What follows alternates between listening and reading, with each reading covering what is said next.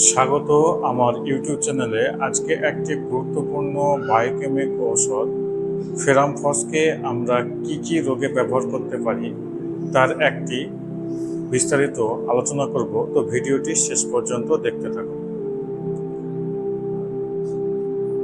প্রথমে আসি জ্বর ও প্রাথমিক প্রদাহ। যে কোনো রোগের একেবারে প্রাথমিক পর্যায়ে ফেরামফস হলো সেরা ঔষধ। লক্ষণ: হঠাৎ করে জ্বর আসা, শরীরে গরম হওয়া কিন্তু কাঁপুনি বা ঘাম নেই, এমন অবস্থায় খুব ভালো কাজ করে। প্রদাহ: শরীরের যে কোনো অংশে ব্যথা, লালচে ভাব, ফুলে যাওয়া, জ্বালা করার প্রাথমিক পর্যায়ে যেমন ফোড়া বা আঘাতের শুরুতে এটি ম্যাজিকের মতো কাজ করে। 2. রক্তাল্পতা ও শারীরিক দুর্বলতা। লক্ষণ: যাদের রক্তে হিমোগ্লোবিনের মাত্রা কমে যায়, চেহারা ফ্যাকাশে এবং অল্পতেই হাঁপিয়ে ওঠেন, তাদের জন্য অত্যন্ত কার্যকারী। উপকারিতা: এর উপকার কি? এটি রক্তে অক্সিজেন সরবরাহ বাড়াতে সাহায্য করে, রক্তাল্পতাজনিত ক্লান্তি বা দুর্বলতা দূর করে শরীরে এনার্জি ফিরিয়ে আনে।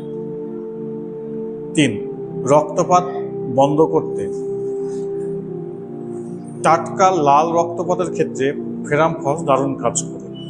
নাক দিয়ে রক্ত পড়া: হঠাৎ নাক দিয়ে রক্ত পড়া বন্ধ করতে একটি ব্যবহৃত হয়। ক্ষতস্থান সামান্য কেটে বা ছড়ে গিয়ে রক্ত বের হলে এই ঔষধ সেবন করলে বাহ্যিক লাগালে রক্তপাত দ্রুত বন্ধ হয়ে যায়।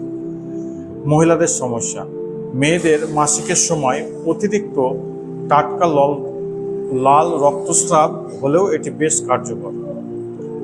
4. শ্বাসযন্ত্রের সমস্যা: সর্দি কাশি, ঠান্ডা লেগে হঠাৎ হাঁচি, নাক দিয়ে জল পড়া, গলা ব্যথা, খুসখুসে কাশের শুরুতে এটি খেলে রোগ আর বাড়তে পারে না। টনসিল ও ব্রঙ্কাইটিস: টনসিল ফুলে যাওয়ার প্রাথমিক অবস্থায় ও ব্রঙ্কাইটিসের শুরুতে বুকে ব্যথা থাকলে এটি আরাম দেয়। ব্যথা নিরাময়: মাথা ব্যথা, রোদে ঘোরার কারণে মাথা ব্যথা, রক্তাল্পতাজনিত মাথা ব্যথা, দপদপ করা ব্যথায় এটি খুব ভালো কাজ করে। বাতের ব্যথা, জয়েন্টের ব্যথা, বাতের ব্যথা যা নড়াচড়া করলে বাড়ে, ঠান্ডা সেক দিলে কমে, এই লক্ষণে ফেরামফস চমৎকার ভালো কাজ করে। পেটের সমস্যা। লক্ষণ: শিশুদের পেট খারাপ, যেখানে মলের সাথে অর্জন্য খাবার বের হয়, সাধারণ ডায়রিয়া, এমন ক্ষেত্রে এটি প্রাথমিক ঔষধ হিসেবে ব্যবহৃত হয়। এবার আসি এর খাওয়ার নিয়ম কি। সাধারণত 6x বা 12x বা রোগের তীব্রতা অনুসারে এর মাত্রা ঠিক হয়। তবে বড়দের জন্য 4টি করে বড়ি দিনে 4 বার এবং ছোটদের জন্য 2টো করে বড়ি। অবশ্যই ঔষধ সেবনের আগে চিকিৎসকের পরামর্শ